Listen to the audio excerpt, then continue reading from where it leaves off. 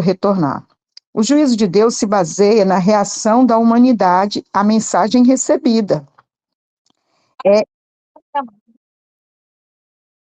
Ela nunca nos considerará responsáveis pelo que não nos diz. Ao mesmo tempo, não nos deixará morrer sem nos dizer alguma coisa. Mesmo os que nunca ouviram falar de Cristo receberão uma mensagem sobre o caráter de Deus. Os céus manifestam a glória de Deus. Salmos 19, primeiro. A natureza é o primeiro missionário de Deus. Onde não há Bíblia, as estrelas brilham. Onde não há pregadores, há primaveras. Se uma pessoa não tem nada além da natureza, então a natureza é o suficiente para revelar alguma coisa sobre Deus, como diz Paulo.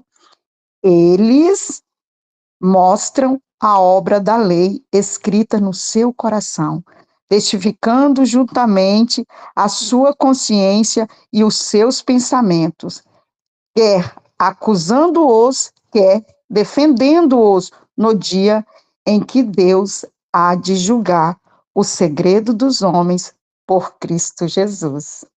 Coisa linda é. Ju, que lindo. Porque quando eu estou diante do mar, quando eu ouço os pássaros cantar, gente, eu choro, tá?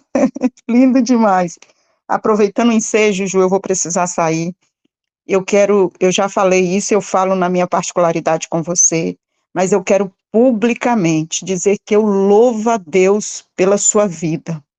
Eu exalto o Senhor pela sua vida, pela a sua entrega, não só você, como a missionária Adriana, que não está aqui, eu acredito. Mas eu quero deixar isso registrado no mundo espiritual, no mundo físico, que vocês são canal de bênção. Outro dia, se eu não me engano, na terça-feira, quando eu orava por você, eu lembrei de uma profecia que foi liberada sobre você. Quando a missionária Márcia Maria disse assim, ó, que você seria o Tiago Brunet em forma feminina. E eu louvo a Deus, porque isso está acontecendo de forma tão singela, isso está acontecendo tão de forma minuciosa e você nem está percebendo. E em nome de Jesus, o meu coração que é grato ao Senhor, e há mulheres aqui que é grata ao Senhor, esse projeto, Pai, ela é grata ao Senhor, o Senhor vai fazer muito mais do que você pensa. Deus te abençoe você e sua casa. Obrigada, Deus abençoe. Então a gente está se encaminhando para o final do livro de Neemias, né? Então agora é Neemias 12, do 1 até o 13, 31. Então, tem uma lista aqui, uma galera, primeiro, né? Dos sacerdotes que vieram de Jerusalém, capítulo 12 de Neemias, e diz: estes são os sacerdotes e levitas que subiram com Zorobabel, filho de Salatiel, com Jesua, ou Josué, Seraías, Jeremias e Esdras. Então, esse Jeremias aqui não é o profeta, é outro Jeremias. E aí, a gente, para olhar, se a gente andar um pouquinho para trás, olhando a genealogia desse camarada aqui, Zorobabel, a gente vai descobrir que ele é da linhagem davídica, da linhagem real, e se ainda houvesse monarquia em Israel nesse tempo, ele seria o rei, tá? Então, Amarias, Maluco, isso aqui são todos os levitas, os sacerdotes, tá? Não eram os levitas, eram os sacerdotes, que também eram levitas. Amarias, Maluque, Atos, Secanias, Reum, Meremote, Ido, Ginetói, Abias, Miamim, Madias, Bilga, Semaías, Joiaribe, Gedaías, Salu, Amoque, Ilquias e Gedaías. Esses foram chefes dos sacerdotes e de seus irmãos nos dias de Josué. E foram os levitas, Josué, Binui, Cadmiel, Serebias, Judá, Matanias e seus irmãos presidiam sobre os louvores. Baquebuquias, Uni, e seus irmãos estavam defronte deles nas guardas. E Josué gerou Joiaquim, Joiaquim gerou Eliasibe, Eliasibe gerou Joiada. Joiada gerou Jonatas, Jonatas gerou Jadua. E nos dias de Joiaquim foram sacerdotes os chefes da casa dos pais, Seraías, Meraías, Jeremias e Ananias. Esdras, Mesulão, Amarias, Joanã. Gente, esse Seraías, ele foi morto quando a Babilônia invadiu Jerusalém. Ele era corrupto. E aí o pessoal, se eu não me engano, foi o general que matou ele. Se eu não estou enganada, tá? Esdras, Mesulão, Amarias, Joanã e Maluque, Jonatas, Sebanias, José, Harim, Adna, Meraiote, Helcai, Diido, Zacarias, Gineton, Mesulão, Abias, Zicri, Miniamim, Noádias, Pitai, Bilga, Samua, Semaías, Jonatas, Joiaribe, Matenai, Gedaías, Uzi, Salai, Calai, Amok, Eber, Ilquias, Asabias, Gedaías e Netanel. Dos levitas, nos dias de Eliasibes, inscritos como chefes da casa dos pais, Joiada e Jonã, Jadua, como também os sacerdotes, até o reinado de Dario o persa. Os filhos de Levi foram escritos como chefes nas casas dos pais, no livro das crônicas, até os dias de Joanã, filho de Eliasibe. Foram, pois, chefes dos levitas, Asabias, Serebias, Jesua, filho de Cadmiel, esse aqui já é outro, não é filho de Josadac. Asabias, Serebias, Jesua, filho de Cadmiel, e seus irmãos que estavam defronte deles, para louvarem e darem graças, segundo o mandado de Davi, homem de Deus, contra guarda. Matanias, Baquebuquias, Obadias, Mesulão, Talmon, Acube, eram porteiros que faziam a guarda às tesourarias das portas. Esses foram os dias de Joiaquim, deixa eu ver, filho de Jesua, aqui, ó, Josué, filho de Josadac, viu que esse aqui não é o Josué que a gente falou aqui anteriormente, tá? Então, era outro Josué. Esse aqui é o cara importante, que era o sacerdote, filho de Josadac, como também nos dias de Neemias, o governador, do sacerdote Esdras, o escriba. Esse cara aqui, esse Josué, filho de Josadac, ele vai aparecer mais tarde, né, porque a Bíblia não está escrita em ordem cronológica, no livro de Zacarias, tá? Deus vai dar uma visão para Zacarias com ele com a roupa toda suja e o diabo acusando ele. E aí Deus vai falar, não por força nem por violência, mas pelo meu espírito. E aí ele vai dar vestes novas a Josué, tá? Então esse cara aqui é o mesmo cara lá do texto que fala, não por força nem por violência, mas pelo meu espírito. Eu vou fazer do caminho de Josué como, eu não vou lembrar do versículo direito, mas vai transformar ele, porque ele está com as vestes sujas e o inimigo está acusando. Então Deus dá vestes novas para ele. Então, esse cara aqui é o mesmo, aquele mesmo cara lá, é o mesmo, é Josué, filho de Josadac, tá? Então, agora a dedicação dos muros, versículo 27. Eu li de forma corrida, porque aqui é genealogia. A genealogia ela vai servir para poder saber quem é filho de quem. Tanto que a falta da genealogia nesses livros de Esdras e Neemias tirou muita gente do ofício sacerdócio, do levítico e do sacerdócio. Por quê? Porque não tinha registro de genealogia, então não sabia quem aqueles caras eram. Se eles eram realmente levitas ou se eles eram homens de outras tribos que achavam que eram levitas. Então, isso aqui é um registro importante. Né? E eu costumo dizer, quando você vê genealogia, está contando uma história, parou a história para contar uma genealogia, tem alguém muito importante virá. Né? Aqui, nesse caso aqui, é só uma lista. Então, ó, na dedicação dos muros de Jerusalém, você já reparou que tudo dedica? Vamos reformar o templo. Agora a gente vai dedicar o templo reformado. A gente fez o muro. Vamos dedicar. Tudo é dedicado. Tudo é dedicado. E a gente tem que criar os nossos filhos em dedicação ao Senhor. A nossa vida, igual eu falei com meu filho agora, vai arrumar o sofá, que ele tem mania de pegar todas as almofadas do sofá e botar no chão e deitar como um colchão. E aí falei para ele depois, arruma, organiza isso aqui. Aí botou o negócio do torto. Eu falei assim, tá, faz, meu filho, como se Jesus estivesse sentando aqui para sentar, mas ele está aqui. Eu falei, não, ele mora aqui. Mas como se ele fosse uma pessoa aqui materializada na tua frente, que vai receber, que vai usar o banheiro que você limpa, que vai beber água no copo que você lava, que vai sentar no sofá que você organizou, é fazer as coisas como para o Senhor. Como para o Senhor. Por quê? Porque você chega num lugar e quer ser bem recebido. Gente, eu vou sempre usar o exemplo do banheiro da Suíça. Sempre. Que você, gente, você chegar no banheiro, você já chega no banheiro aquele perfume. Muito diferente dos banheiros da Itália, de alguns estabelecimentos que eu fui. Você chega, você vai, usa o toalete, na hora que você vem lava as suas mãos, a pessoa chega só para, gente, para secar para a pia não ficar molhada. Como para o Senhor. E aí eu vou dizer sempre, quem foi que estava responsável pela introdução da Suíça como um local, como é que eu vou dizer? Gente, quem começou a trabalhar na Suíça com saneamento, com essas governar, foi um crente, foi João Calvino, que você conhece por causa do calvinismo. Mas ele entrou na Suíça, que nem Suíça ele era.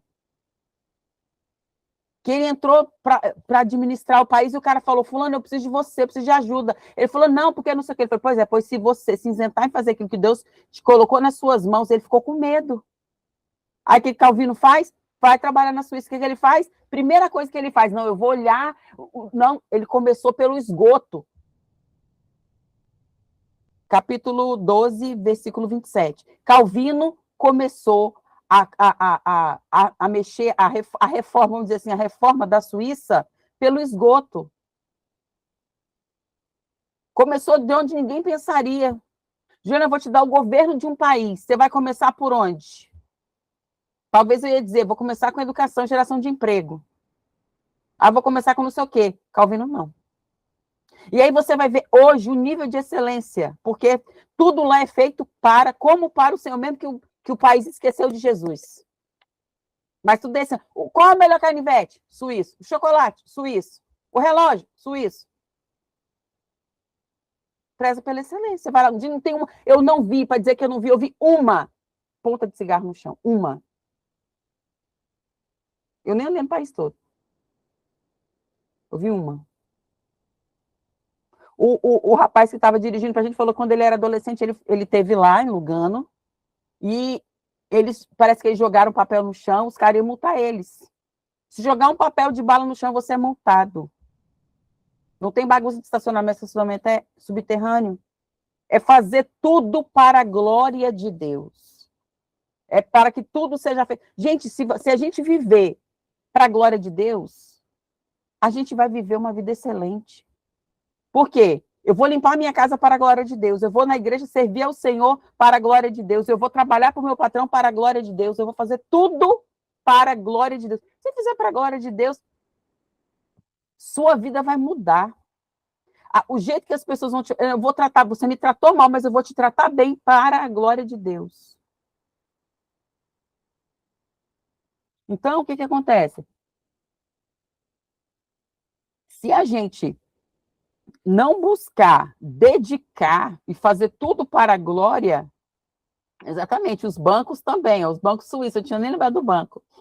Então, a gente precisa olhar para as coisas de Deus com zelo. Aqui ele está dizendo, ó, dedicação, as coisas são dedicadas, né? Olha só. Fizeram a dedicação com prazer, com alegria, com louvores, canto, saltério, harpa e alaúde. E se ajuntaram os filhos dos cantores, tanto a campina dos arredores de Jerusalém, como as aldeias de Netofa, como também a casa de Gilgal dos campos de Gibeá, Asmavete, porque os cantores tinham edificado para si aldeias nos arredores de Jerusalém. Eles edificaram casas próximo para poder ficar mais perto. Purificaram-se os sacerdotes e os levitas, logo purificaram o povo e as portas do muro. E então fiz subir os príncipes de Judá sobre o muro e ordenei grandes coros, procissões, sendo uma à mão direita sob o muro da banda da porta do monturo. E após eles ia Osaías, a metade dos príncipes de Judá, Azarias, Esdras, Mesulão, Judá, Benjamim, Semaías e Jeremias. Dos filhos dos sacerdotes com trombetas, Zacarias, filho de Jonatas, filho de Semaías, e Matanias, filho de Micaías, filho de Zacur, filho de Asaf.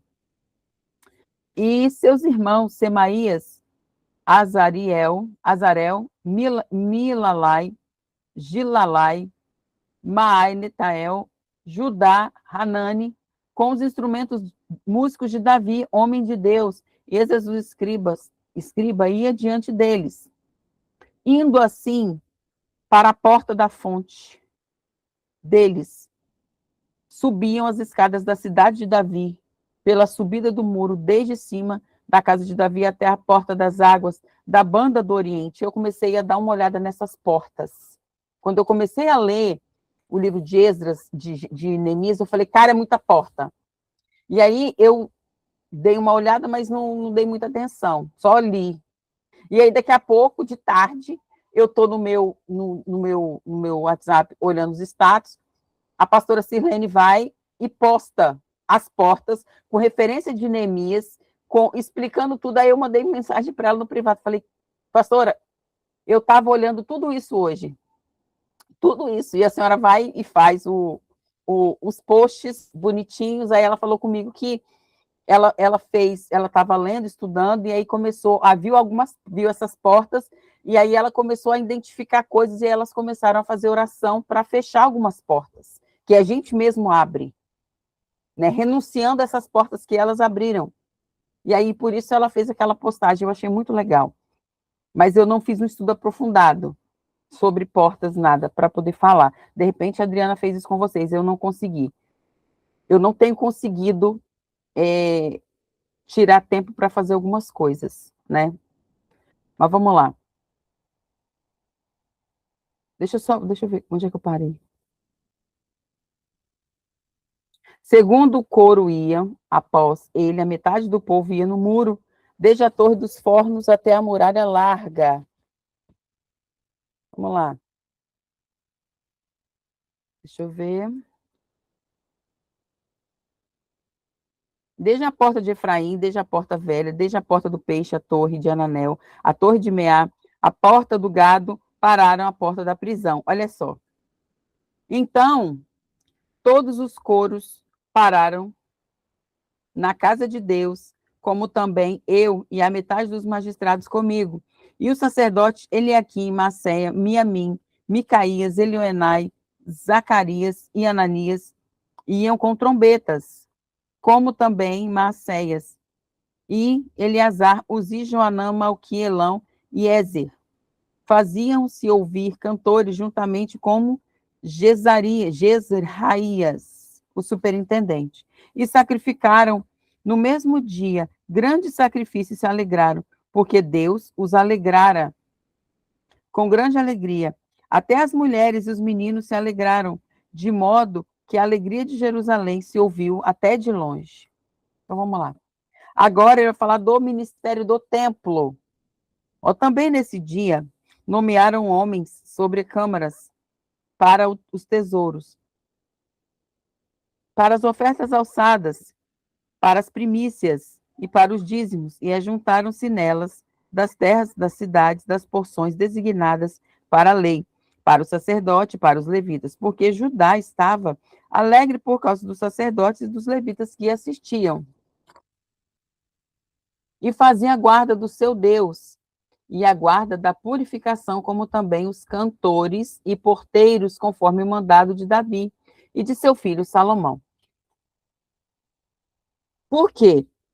Já os dias de Davi e os dias de Asaf, desde a antiguidade, havia chefe dos cantores, cânticos de louvores e ação de graças a Deus, pelo que todo o povo de Israel, já nos dias de Zorobabel e nos dias de Neemias, davam as porções dos cantores e dos porteiros, a cada um no seu dia, santificavam as porções para os levitas e santificaram os filhos de Arão. Então, esses homens, eles tinham suas porções conforme o trabalho, né? Como eles não tinham terra para plantar, não tinha condição de plantar, não tinha condição de colher, não tinha terra. Então, então quem cuidava deles, né, era o povo, né, que tinha a responsabilidade de alimentar os levitas. Então, e aí eu fico pensando que quando Israel estava em apostasia, Israel, Judá,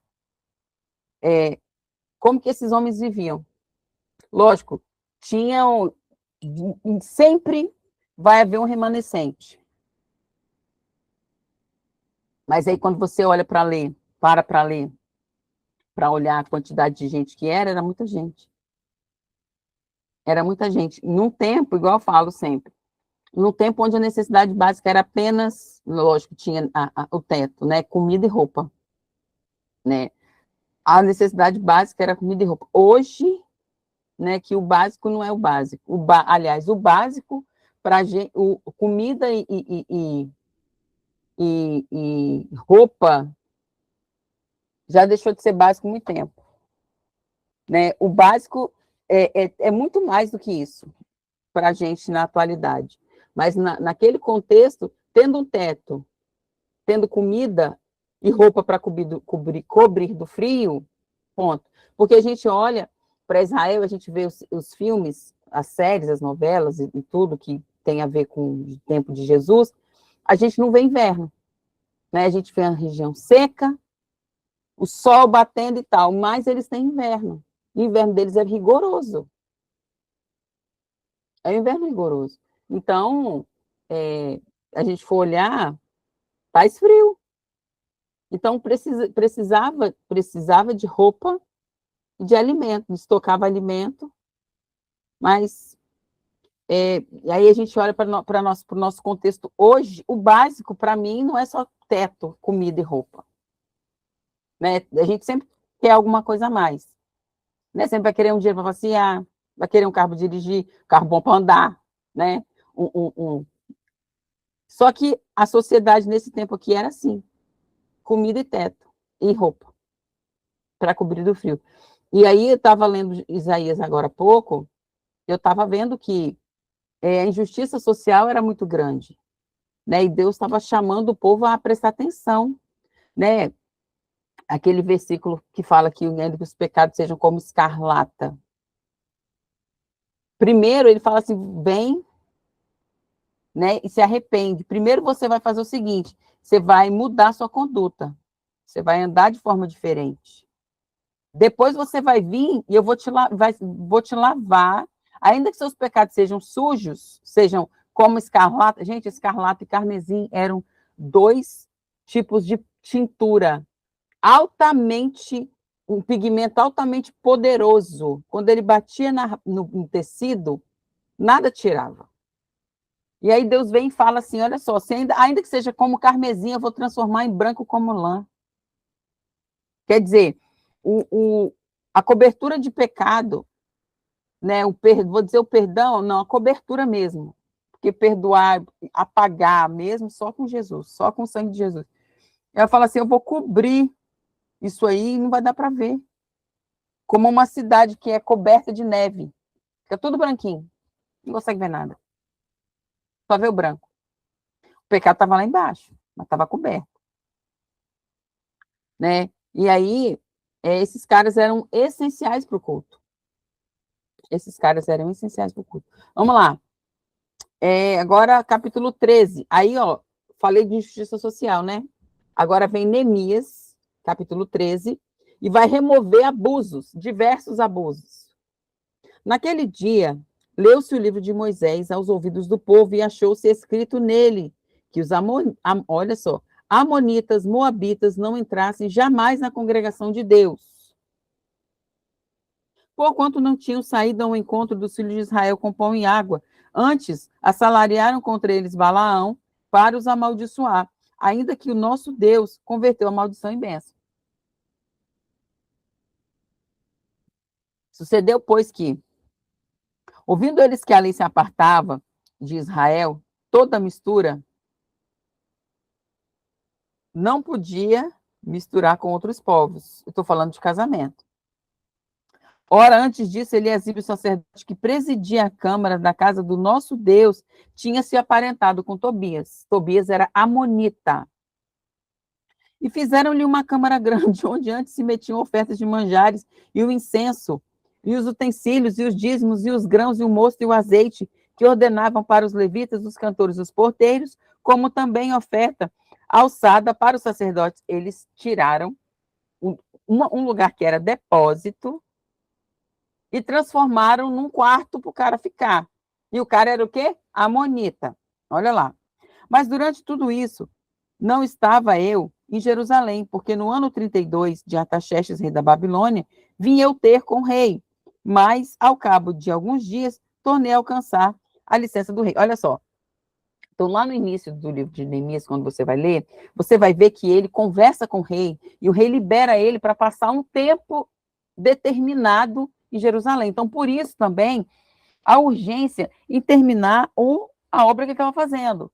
Então, o que ele faz? Ele vai e termina em 52 dias. Então, quando dá o prazo terminado, ele vai embora. Ele volta. Só que aí chegou um tempo que ele fala assim, ele volta, ele fala, no ano 32, que ele tinha, deixa eu ver qual foi o ano que ele começou, que ele foi. Vamos ver se vai falar aqui.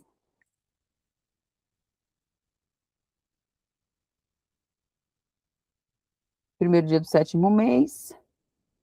Eu sei que vai passar alguns anos e ele vai voltar. Deve ter, mas eu não vou achar aqui assim em cima da hora. Então, ele volta, ele retorna. Quando ele chega lá, o cara que foi opositor, um dos opositores da reconstrução dos muros, está morando aonde? O sacerdote casou com a filha dele, de Tobias, que era uma amonita. E agora ele está morando num depósito que era separado para guardar as ofertas, botaram o cara morando lá. E aí agora Neemias volta, porque tirou a licença e falou, oh, eu preciso lá ver como é que tá, como é que estão as coisas, e volta. Quando ele disse, vim para Jerusalém, compreendi o mal que Eliasibe fizera para beneficiar Tobias, fazendo-lhe uma câmara no pátio da casa de Deus. Há muito me desagradou, de sorte que lancei todos os móveis da casa de Tobias fora da câmara. E ordenando eu, purificaram as câmaras, tornei a trazer ali os utensílios da casa de Deus e as ofertas de manjares e o incenso. Por quê? Porque ele era governador. Então, ele tinha essa autoridade. Também, e conhecia a palavra. Tá? Gente, por isso que eu falo, quando você conhece a palavra, você erra menos. Não vou dizer que você não vai errar, você vai errar, mas vai errar menos. E se decidir errar deliberadamente, você é culpado. Então, também entendi que o quinhão dos levitas se não lhe dava, de maneira que os levitas e os cantores que faziam obra tinham fugido para cada um para sua terra. Ou seja, os sacerdotes e levitas não estavam recebendo o salário justo, ou não estavam recebendo salário, então eles voltaram para casa, porque estavam trabalhando de graça. Então é melhor arar uma terra, plantar um negocinho outro, trabalhar a diária para alguém e ter o que comer, do que estar na casa de Deus, trabalhando e está passando necessidade. Ele e a família. Então, gente, faz muito sentido. Muito sentido. Então, a gente tem, na atualidade, duas vertentes. Eu não vou entrar muito no mérito, mas gente que cobra muito alto e para quem e tem gente que paga e gente que não cobra nada e está passando necessidade, né? Deveria haver como é que fala? Um equilíbrio.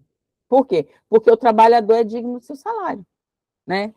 Olha só, então, todo Judá trouxe o dízimos do grão, do moço, do azeite aos celeiros. E os tesoureiros pus sobre os celeiros Selemias, o sacerdote, Zadok, o escrivão, e Pedaías entre os levitas. Com eles Anã, filho de Zacur, filho de Matanias, porque se tinha achado fiéis. E se lhe encarregou a eles a distribuição para os seus irmãos. Acharam fiéis. Acharam fidelidade nesses homens. E aí, gente, como é que falta? hoje, na atualidade. Eu conheço um cara que era tesoureiro e comprou um carro com o dia da igreja.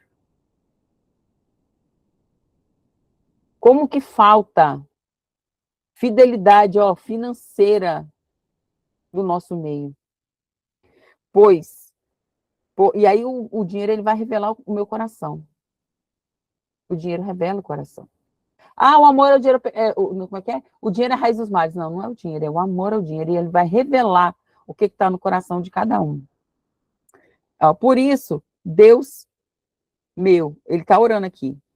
Por isso, Deus meu, lembra-te de mim e não risques a beneficência que eu fiz à casa do meu Deus e nas suas guardas.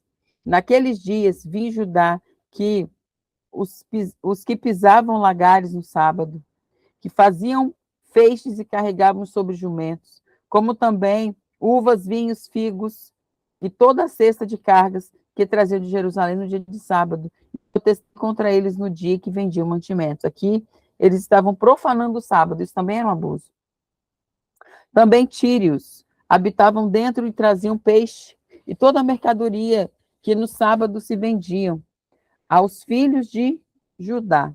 E em Jerusalém contendi com os nobres de Judá e lhes disse: que mal é este que vocês estão fazendo profanando o dia do sábado? Porventura isso não fizeram os nossos pais, e assim o nosso Deus trouxe todo esse mal sobre nós e sobre essa cidade? O ardor da sua ira sobre Israel, profanando o sábado. E sucedeu, pois, que, dando as portas de Jerusalém já sombra antes do sábado, ordenando eu, as portas fecharam, e eu mandei que as abrissem até passado o sábado, e pus as portas a alguns dos meus moços, para que nenhuma carga entrasse no dia de sábado. Então os negociantes, os vendedores de toda a mercadoria passaram a noite fora de Jerusalém, uma ou duas vezes. Protestei, pois, contra eles, e lhes disse: por que passais a noite de fronte do muro? Se outra vez fizerdes, hei de lançar mão sobre vós. Daquele tempo em diante, não vieram no sábado. Também disse aos levitas que se purificassem e viessem guardar as portas para santificar o sábado. Nisso também, Deus, ele está orando aqui, meu, lembra-te de mim, perdoa-me segundo a abundância da tua benignidade.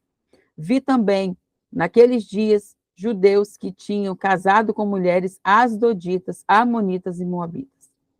E seus filhos falavam meio asdodita e não podiam falar judaico, senão segundo a língua de cada povo.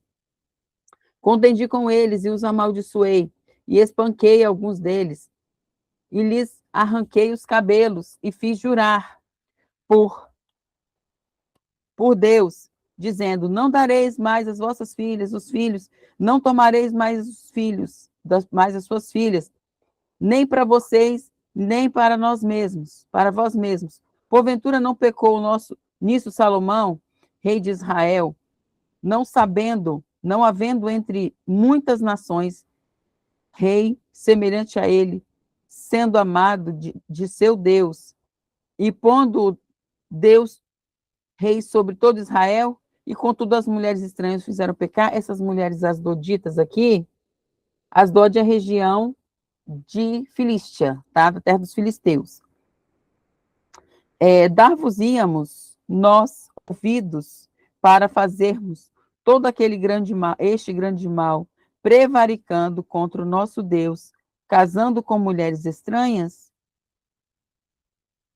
Também um dos filhos de Joiada, filho de Eliasibe, sumo sacerdote, era genro de Sambalate, outro, um horonita, pelo que afugentei de mim. Lembra-te deles, Deus meu, pois contaminaram o sacerdócio, como também o concerto do sacerdócio dos levitas. Por quê? Porque um sacerdote não podia casar com qualquer mulher. Né? Não podia ser nem viúva, ele não podia casar. de morrer de amores. Ela tinha que ser virgem, ela tinha que ser descendente de Levi. Viúva não podia, a viúva do levita não podia casar com o sacerdote, não podia casar com uma viúva. Então, quando ele se casa com uma mulher de outra religião, de outra nacionalidade, de outra nação, ele está profanando aquilo que Deus falou. Né? E aí o que acontece? O homem que foi separado usa uma coroa de santidade. Né? Não sei se era, não, pode ser que não seja o sumo sacerdote, mas os sacerdotes agora eles serviam por meio de sorteio. Né? Tinha o sumo sacerdote e também tinha os sacerdotes. Os sacerdotes eram vários, o sumo era um único, como se fosse o presidente. Mas eles tinham responsabilidades no serviço a Deus. Então, deveria ser o quê? Santo. Mesmo que não usasse lá o turbante, a coroa de santidade, tinha que ser santo, tinha que viver uma vida santa. E aí ele termina. Assim limpei de todos os estranhos e designei cargos dos sacerdotes e dos levitas, cada um na sua obra, como também para as ofertas da lenha, em tempos determinados, e para as primícias. E aí ele termina com uma breve oração, dizendo, lembra-te de mim, Deus, meu, para o bem. Então, agora, Salmo 89. Salmo 89, versículo 30 ao 37. Se os seus filhos deixarem a minha lei e não andarem nos meus juízos, se profanarem os meus preceitos e não guardarem os meus mandamentos, então visitarei com vara a sua transgressão e a sua iniquidade com açoites. Mas não retirarei totalmente dele a minha benignidade, nem faltarei a minha fidelidade. Não quebrarei o meu concerto, não alterarei o que saiu dos meus lábios. Uma vez jurei por minha santidade, não mentirei a Davi. A sua descendência durará para sempre, e o seu trono será como o sol perante mim. Será estabelecido para sempre como a lua, e a testemunha do céu é fiel. Glória a Deus. Provérbios 22, versículo 3 e 4. O avisado vê o mal e esconde-se. Os simples passam e sofrem a pena. O galardão da humildade e o temor do Senhor são riquezas, honra e vida. Glória a Deus. Só lambada. Eu achei muito legal, porque ele fala assim, se os seus filhos deixarem a minha lei e não andarem nos meus juízos, e se profanarem os meus preceitos e não guardarem os meus mandamentos, eu vou visitar as transgressões. Eu vou visitar as transgressões. Eu vou quebrar, com vara e vou visitar a iniquidade deles com açoite, mas eu não vou tirar dele totalmente a minha benignidade. E não vou faltar a minha fidelidade, porque ele é fiel. E se você é infiel, ele permanece fiel, porque ele não pode negar a si mesmo. Olha lá. E eu não vou quebrar o meu conserto, porque Deus não quebra as alianças. A gente quebra. E não vou alterar o que saiu da minha boca. Só que se você errar, você vai pagar. Eu vou cumprir. Do jeito que eu falei. Mas se você desviar, vai um negócio, eu vou te pegar. Olha só, uma vez que eu jurei minha santidade, não mentirei a Davi. Ele está falando concernente à promessa que ele fez a Davi, do mesmo jeito que vai ter sol todo dia, embora você não veja, e lua, enquanto esses dois existirem, o meu concerto com Davi vai valer. Ah, mas Salomão pecou. Ah, mas Roboão pecou. Ah, mas vai permanecer. E Deus cumpriu a promessa que ele fez para Davi, ainda que Davi não estava aí para ver. Os filhos dele eram umas carniças? Era. A descendência dele foi uma carniça? Foi. Mas Deus deu a promessa, e Deus não deixou de corrigir porque fez. Ele falou, eu vou visitar a iniquidade. O pecado com vara e a iniquidade com açoite. Eu vou cumprir, mas vai padecer. Vamos lá. Prefácio de saudação romana. Ai, Romanos é maravilhoso. Romanos 1, do 1 ao 32. Prefácio de saudação. Gente, eu estou criando um aplicativo a pessoa que está criando aplicativo, pode. É aplicativo de áudio que você, exemplo, você está aqui na reunião e você não consegue escrever o que eu estou falando. O nome dele é Tércio, por causa do cara que escreveu a carta de Romanos junto com Paulo. Eu coloquei o nome dele, Tércio, do aplicativo, por causa de Paulo, do amanuense de Paulo. Então, você fala e ele anota o que você está falando. Depois, que ele anotou tudo, você pode pedir ele para colocar a IA e resumir o que você falou. Fazer um resumo de tudo aquilo que você... de toda aquela aula. E ele vai criar. E ele cria imagem. Ele cria imagem. Tem mais outra coisa que ele cria, que agora não lembro. Depois, se você quiser, eu mando para você o link. Estou criando um de Bíblia, para você ler a Bíblia em um ano. Tá dando de doido aí, gente. Então, estou criando 2 aplicativos. Vamos ver. Mas aí eu coloquei o nome do aplicativo de Tércio por causa desse cara, que termina a carta de Romanos falando, Paulo e Tércio, não sei o que, tal. Só por causa do cara que escreveu Romanos com Paulo. Vamos lá.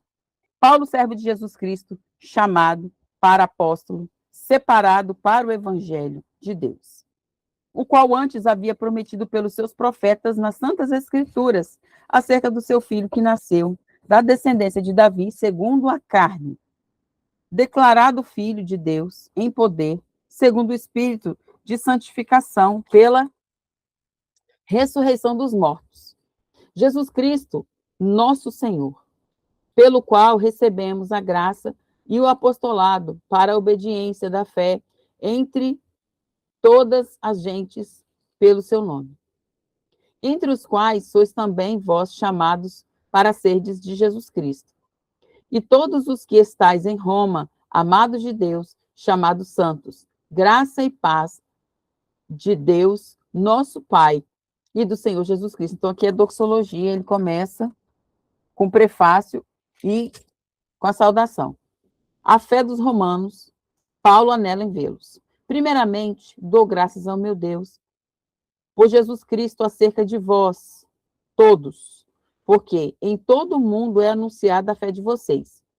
Porque Deus, a quem sirvo, em meu espírito, no evangelho de seu Filho, me é testemunha de como incessantemente faço menção de vós. Então, ele está dizendo que ele ora por eles sem cessar, pedindo sempre as minhas orações, que em algum tempo, pela vontade de Deus, se me ofereça boa ocasião para ir ter convosco, porque desejo ver-vos, para vos comunicar algum dom espiritual, a fim de que sejais confortados. Isso é, que juntamente convosco eu seja consolado pela fé mútua, tanto vossa como minha. Não quero, porém, irmãos, que ignoreis que muitas vezes propus de ter convosco, mas até agora tenho sido impedido, para também ter entre vós algum fruto, como também entre os demais gentios. Eu sou devedor, tanto a gregos como a bárbaros, tanto a sábios como ignorantes. Assim, quando está em mim, estou pronto para também vos anunciar o evangelho, a vós que estáis em Roma. Assunto da epístola, justiça e fé. Gente, essa carta, ela é tão extraordinária que, para vocês terem ideia, o Lutero, o cara da reforma, um dos caras da reforma, porque a gente, como é que fala, atribui a ele, mas o que estava acontecendo na Europa na época, né, a gente dá a ênfase para Lutero, mas tinham muitas outras pessoas que estavam já lendo a Bíblia e já estavam entendendo as coisas que estavam acontecendo na Igreja Católica, não estava legal, né? E aí, quando ele começa a ler a Bíblia, começa a entender, quando ele chega aqui, ele se converte com Romanos. Porque ele começa a entender um monte de coisa que a igreja estava pregando. Aí vem a tal da indulgência, aí vem o culto voltado para o altar, o culto em latim, onde ninguém entendia nada, onde os padres, os cardeais, os papas eram eram nomeados por, como é que fala? Igual, nepotismo, tá? Então, pagava-se para conseguir como é que fala? O título. Então, às vezes o cara era analfabeto, não sabia ler, ele aprendia a reza em latim, ninguém entendia nada que ele estava rezando, a missa, né? Aprendia a missa, e aí estava certo, estava errado, ninguém sabia se estava certo, estava errado, porque ninguém entendia latim, e ele ia lá e fazia o culto, o povo ia no domingo, purgava os pecados, por isso que tem essa cultura de ir na igreja no domingo, do pessoal católico lá, para poder limpar, então, tudo era em volta do culto, né? E fora os impostos, as ofertas que eram colhidas, e o povo vivia na miséria. Né? Tanto que, igual eu falo sempre, se você for, o dia que você for em Roma, ou em qualquer, na maioria das cidades, dos países aqui da Europa, você vai ver que cada cidade tem, cada bairro, vamos botar um bairro, tem uma igreja católica. Só que, deixa eu ver, não, aqui tem uma aqui na minha frente e uma aqui atrás, que não é usada mais, acho que nem para os velórios, porque tem embaixo, descendo, tem um cemitério, é muito pertinho aqui de casa. Mas em todos esses bairros tem uma igreja católica. Então, isso era feito como? Com as ofertas do povo. Aí você vai... gente, eu fui lógico, como é que é o nome do lugar, gente? Que eu falo sempre, Verona não é um lugar pequeno, mas só que a gente contou no mapa que meu marido trouxe, quando a gente teve tempo para olhar, eu contei 21 igrejas. E eu passei na frente do monte, enquanto eu ia lá para casa da Julieta. Então, tudo era voltado para o culto. O povo vivia a vida do jeito que queria durante a semana, no domingo ia para a igreja. E aí, esse cara começa a estudar, esse monge. E ele começa a ler, ele chega aqui. E aí, botou para quebrar. Que aí, ali começa, né, a reforma, porque ele começa a falar, não, o culto tem que ser diferente. A Bíblia não pode ser só para uma pessoa ler. Traduzir para a gente. E aí, depois de um monte de gente que morreu, que perdeu a vida, foi perseguido, Calvino foi perseguido, John Hus foi perseguido, Lutero foi perseguido, a galera em massa foi perseguida nessa época, porque eles queriam que o povo tivesse acesso à palavra, acesso ao conhecimento. Gente, escola, no padrão que a gente conhece, foi por causa dos cristãos, que o povo mete o pau. E aí, o que acontece? Hoje, eu sento aqui, sento no banco da igreja e quero que o pastor traga para mim a palavra. Por quê? Porque eu não quero ler. O sangue de tanta gente que tem aqui, gente, para você ter essa Bíblia na mão. Começando por Jesus. Depois vem os apóstolos. Depois a galera que deu a vida. Tem lugar, gente, que a Bíblia está sendo, vou usar essa palavra, que não é uma palavra legal, mas contrabandeada para poder entrar. E aí a gente tem, que nem eu tenho acho que umas 12 Bíblias, 10, 12 ou mais aqui em casa, porque toda vez que a minha sogra vem, ela já traz uma remessa para mim, a gente não quer ler. A gente quer chegar na igreja e quer que o pastor lê, traduz, pega a comidinha, dá na tua boquinha assim, ó. Por quê? Porque eu não quero ter trabalho. Porque eu já trabalho demais. Eu não tenho tempo. E aí a gente engole qualquer coisa. Qualquer lixo. Eu vou falar assim, qualquer lixo que a pessoa traz, a gente engole, porque a gente não conhece. Então, tá na hora de, despertar. O cara converteu lendo a Bíblia. Não vem ninguém que foi pregar, ninguém vai falar isso que te digo, não. Foi aqui, lendo o Espírito Santo, trazendo entendimento. Assunto da epístola, justiça pela fé.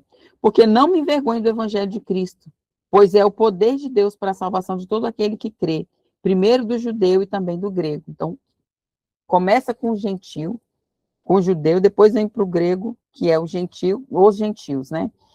Porque nele se descobre a justiça de Deus, de fé em fé, como está escrito, mas o justo viverá da fé.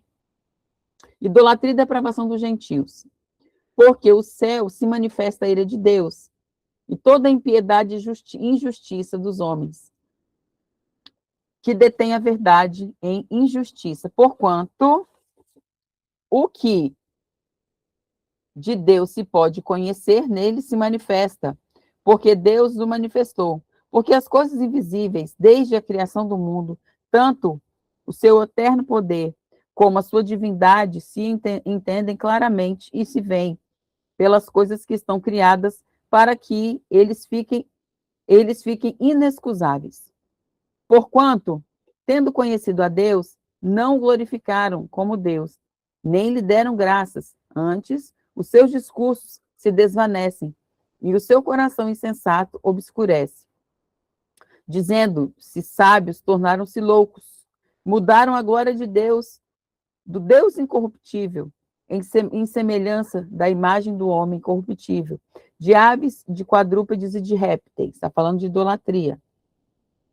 Está falando que mudou a imagem do Deus invisível para coisas visíveis. Pelo que também Deus entregou as concupiscências do seu coração, a imundície, para desonrarem o seu corpo entre si. E aí, eu não vou poder falar a fundo, mas, olha só, Deus entregou a sua própria concupiscência, essas pessoas. E o seu coração entregou a imundície para a desonra do próprio corpo, entre si, entre eles, entre essas pessoas. Pois mudaram a verdade de Deus em mentira, honraram e serviram mais a criatura do que o Criador, que é bendito eternamente. Amém. Pelo que abandonou, Deus os abandonou as suas paixões infames. Então, olha só, se eu desejo e eu quero e eu vou, Deus vai me abandonar com as minhas paixões infames. E aí a gente fala assim, qual é a pior coisa que Deus pode fazer? Te entregar ao diabo? Não. Deixar você fazer o que você quer. O homem entregue a si mesmo é uma carniça. Olha só, então Deus abandonou ele para ele viver o que ele quer viver. Por quê? Até as mulheres mudaram o uso natural, ao contrário à sua natureza. Você já sabe o que a gente está dizendo, o que ele está falando aqui. Semelhantemente, também os varões, deixando o uso natural da mulher, inflamaram-se em sua sensualidade uns para com os outros, varão com varão, cometendo torpeza, recebendo em si mesmos a recompensa que convinha do seu erro.